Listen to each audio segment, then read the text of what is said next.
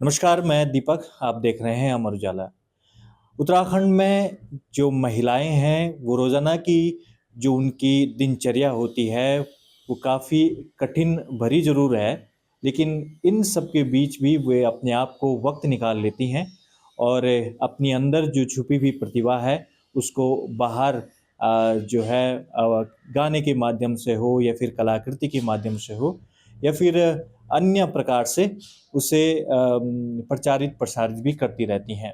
हमने इससे पहले आपको एक तिलवाड़ा की एक लड़की की कहानी बताई थी जो किस तरह से घर के जो सामान हैं या फिर प्रकृति में मिलने वाले सामान हैं उनसे चीज़ें बनाकर विभिन्न प्रकार के उन्हें बेचते हैं और काफ़ी उसकी डिमांड है। आज उसी क्रम में आज हमारे साथ रुद्रप्रयाग मुख्यालय स्थित अमसारी की एक महिला हैं सरोज देवी और अ, घर में गाय जो पालतू पशु हैं वो तो हैं ही, घर का काम भी करती हैं, अपने सास-ससुर, बुज़ुर्ग उनको भी सँभालती हैं और इसके साथ-साथ जागर जो विधा है उत्तराखंड के गायन की, उसे भी ज़िंदा रखें और उस पर कार्य भी कर रही हैं। तो सबसे पहले आपका स्वागत है सरोज जी अमर उजाला में। सबसे पहले तो मैं बड़े भाई दीपक जी को प्रणाम करती हूँ और समस्त जनता को प्रणाम करती हूँ कि आपने मेरा इतना बड़ा सहयोग बनाया और अपने न्यूज़ में लाने के लिए। सरोज जी जो आपकी ज़िंदगी है, पहले दिनचर्या से बात करते हैं, किस तरह की आपकी दिनचर्या रहती है?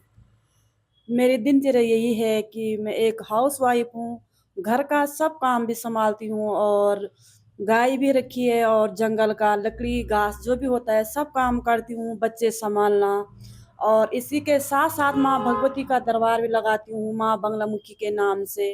तो माँ बगलामुखी के ही नाम से मेरे अपना चैनल का नाम भी है, जो यूट्यूब पे है। तो उसी के माध्यम से मैं जागर भी बनाती हूँ, तो मेरे अभी तक 3 जागर आ रखे हैं और एक अपनी उत्तराखंड की संस्कृति पे एक खेला झुमेलों के नाम से झुमेरा भी आ रखा है और आजकल एक नया गाना भी आ रखा है क्योंकि बहुत सारे लोग जागरों को कम सुनते हैं और डीजे सॉन्ग ज़्यादा सुनते हैं तो उसके माध्यम से मैंने एक अब छोटा सा प्रयास में एक डीजे सॉन्ग भी बना रखा है, डीजे वाला भेजी मेरा गाना चला दे। तो उसी के माध्यम से क्योंकि आज के कल्चर के देखकर मैंने यही गाना बना रखा है और जागर तो मेरी अपनी उत्तराखंड की संस्कृति है, उसको तो मैं हमेशा निभाते ही रहूँगी क्योंकि मैं एक माता रानी की उपासक भी हूँ, माँ भगवती का दरबार लगाती हूँ। तो मैं पंचनाम देवताओं को भी हमेशा और अपने उत्तराखंड के समस्त देवताओं के आगे ही चलती हूँ कि मैं हमेशा उसी के माध्यम से आगे बढ़ूँ और आप लोगों का सहयोग भी बना रहे। जागर विधा में आपने गाना गाना शुरू किया है क्योंकि कितना ये वक़्त हो गया है ये गाना गाते हुए और अब आगे की क्या कुछ तैयारी होने वाली है? तो मैं फर्स्ट जागर जो आया था वो 2025 में आया था, मार्च के महीने में। तो वो मैंने फर्स्ट जागर जो गाया था क्योंकि मैं माँ भगवती की माँ बगलामुखी की उपासक हूँ, तो मैंने पहले नाम से माँ भगवती का ही नाम लिया है। तब मैंने पंचनाम देवताओं का सबका नाम लिया है, तो जो मतलब मुझे मेरा 1 साल अब इस मार्च में होगा चैनल को। तो जो मैंने आज का निकाला है तो वो तो मैंने 8 जनवरी को निकाल रखा है नया गाना जो डीजे वाला भेजी है। तो जब ये गाना गाना शुरू किया, घर में सास-ससुर भी हैं, परिवार भी है, आपके 2 बच्चे भी हैं, तो घरवालों की किस तरह से प्रतिक्रिया है? मतलब घर वालों की भी सही है क्योंकि वो बोलते हैं कि आप खुद मेहनत कर रही हो तो इसमें हमारा कोई वो नहीं है। तो मतलब घर का सपोर्ट तो पूरा है, वैसे नहीं बोलूँगी पर काम करना खुद पड़ता है, मेहनत मैं खुद करती हूँ और गाने भी मैं ऐसे खाली टाइम पे तो वक़्त मिलता नहीं तो मतलब जंगल में ही और घर में ही काम करते ही बनाती हूँ, ज़्यादा जंगलों में ही बनाती हूँ। वैसे काम करो वैसे ही गाने बनाते रहो क्योंकि हमारे लिए खाली टाइम तो मिलता नहीं कि एक बार गाने बनाने के लिए। हुँ। आजकल मेला थोलावीरेन रुद्रप्रयाग और रुद्रनाथ महोत्सव भी हुआ। उसमें भी मौका मिला और अन्य जगहों भी क्या लोग बुला रहे हैं आपको? हाँ, तो मतलब जैसे अभी 11 महीने हुए हैं, तो 11 महीनों के टाइम से हिसाब से मुझे कम 6-7 प्रोग्राम तो मिल गए। पहला प्रोग्राम मेरा फाटा में हुआ, दूसरा गोबदकाशी में हुआ, तीसरा अगस्त्यमुनि में हुआ, चौथा यहाँ सिलगढ़ तेला में हुआ और पाँचवा प्रोग्राम यहाँ रुद्रनाथ महोत्सव में हुआ, जो हाल ही में जनवरी में 9 तारीख को हुआ था। आप कई लोगों ने भी देखा होगा ये प्रोग्राम जिस समय चंडी माँ द्वारा जा रही थी और मैं जागर गा रही थी। तो कई लोगों को मेरा नाम पता नहीं है, पर जागर मैं ही गा रही थी। तो चंडी माँ ने खुद वहाँ पे दर्शन देकर नाच नाच कर चली गई थी। तो बहुत सारे लोगों ने इंस्टाग्राम फेसबुक पे भी डाला था, पर कई लोगों को मेरा नाम पता नहीं था, तो उन्होंने वैसे ही डाल दिया। पर अब मैं आप लोगों से यही चाहती हूँ कि मेरा नाम सरोज देवी है। 9 तारीख को जब मेरा प्रोग्राम रुद्रनाथ महोत्सव में था, तब मैं ही गा रही थी, स्वयं माँ भगवती आशीर्वाद देने के लिए आ गई थी।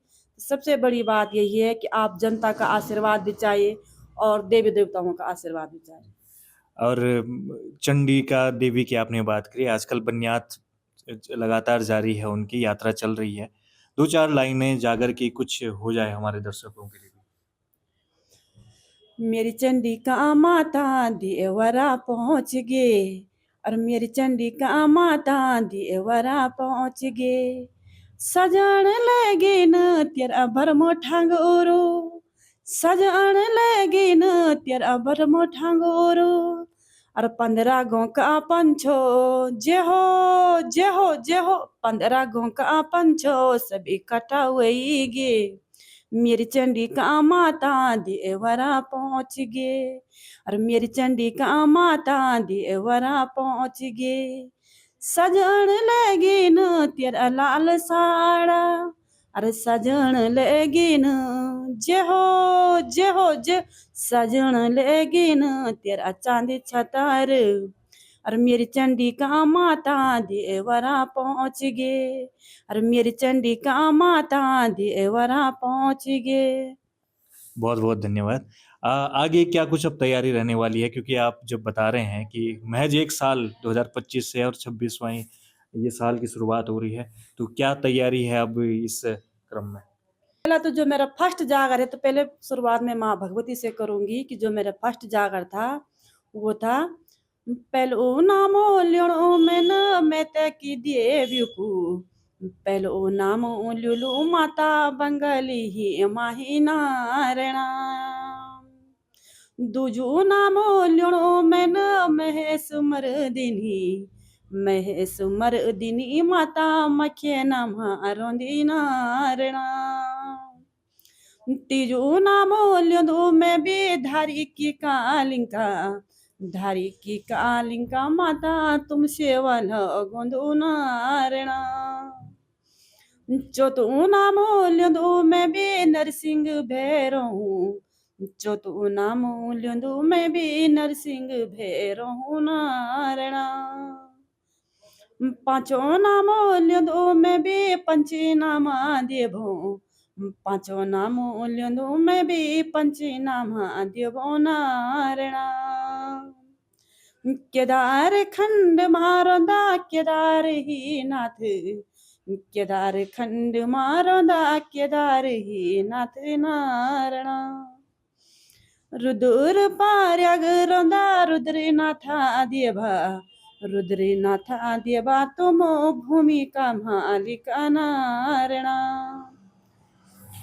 तो ये थी सरोज देवी, और 2025 से अपने गायन जो जागर विधा है उसकी शुरुआत की, और तमाम देवी जागर के अलावा अन्य विधाओं में भी अपने जो है गायन को उन्होंने जारी रखा हुआ है। अब जनवरी में साल की शुरुआत है और इसी को जारी रखते हुए आगे भविष्य की भी वे तैयारी कर रहे हैं।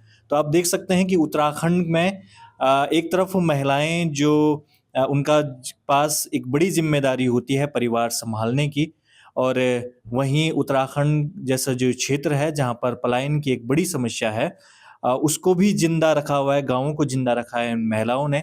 और अब अपनी जो एक अलग पहचान जो है, तमाम जो हमारी सांस्कृतिक जो गायन शैली हो या फिर कलाकृतियाँ हों, उनके माध्यम से भी अब उत्तराखंड की संस्कृति को भी जिंदा रखने का कार्य कर रही हैं। उम्मीद करते हैं कि वे इस क्षेत्र में अच्छा करेंगे। आप अमर उजाला से यूं ही बने रहें, हम आपको उत्तराखंड के पहाड़ की कहानियां सुनाते रहेंगे। नमस्कार। अगर आप ये वीडियो YouTube पर देख रहे हैं तो हमारे चैनल को सब्सक्राइब कर बेल आइकन दबाएं, और Facebook पर देख रहे हैं तो हमारे पेज को लाइक करें।